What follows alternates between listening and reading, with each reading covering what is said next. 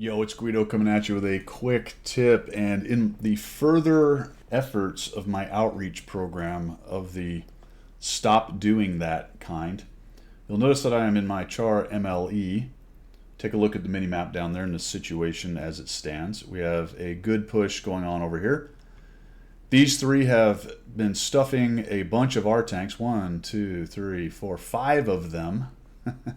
They've killed a T-30 in there, as well as another tank, but complete overmatch over here. It's just, they're not getting very far. So I'm going to show up behind these guys and see if I can't mix this up. I want you to pay attention to the rest of the mini-map, and at that point then, a choose your own adventure. I'm going to switch to that guy because I'm pretty sure I can camp him a little bit easier.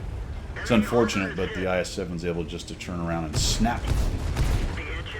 Hits me and breaks my engine, and we get around. Alright, so my team looks like they kind of got the clue and they're pushing in there. It was only 5-2, and now it's what? A bunch to 1. Notice that we are 6-4, and we're down 1,200 hit points right now. We're going to take down the IS-7. We actually get down to 164, but somebody loses some hit points somewhere else. Probably on the other side, and I think if you take a look at the mini-map and pay attention to the cap, you will notice that we have a problem. Houston, we have a problem back at the cap. Here's the choose your own adventure part. What do? You are the 780, the VZ, the Foch, the Type 4, or the Super Conqueror, my friends. What do you do? Well, Guido is clicking on the cap because we have a situation, and we need this entire push to turn around and go back. They need to go back. The Super Conqueror died because he went out in the open.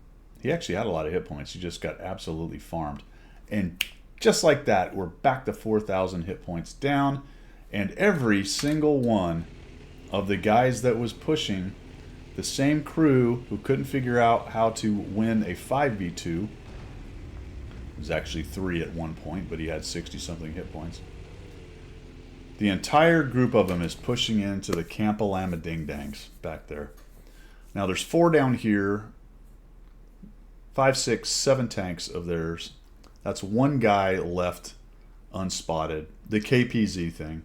More than likely that guy is back there shredding anything that tries to cross the open ground towards the cap. My friends, dearest friends, World of Tanks players, this is the most common mistake that throws games. A push like this, getting bogged down, but even when it wins, continuing to push towards the cap when your cap is in trouble. If every single one of them, as soon as we won, had turned around and come back this way, would have taken these goobers a while to figure that out, and eventually they'd start filtering. So you do have to watch your 6 o'clock. But we bring all our power back to this position, defeat in detail this push of less tanks over here, support a JPZ, a 100, myself, get all these guys back here, kill off these 4 who are pushing onto the cap, because they're making the same mistake, my friends. Purple guys are making the same mistake. It's just that we don't have enough guys back here to stop them, and these guys have enough. Just go back to cap, man. Stop pushing caps when your cap is in danger, and all you have to do is turn around, defeat their aggressive players, and game over. We end up losing this game. Easy win. Easy win. All right, there you go. That's my quick tip. I know I've done that several times. I think it's instructive to show people examples of what that looks like. Next time you win a flank, take a pause, look at the mini-map, and decide whether you need to continue to push. Most of the time, you don't. Sometimes you do. You've won all flanks, great. But most of the time, it's time to go back or move towards the middle of the map, depending on the map and the mode. That's all I've got for today. We will see ya.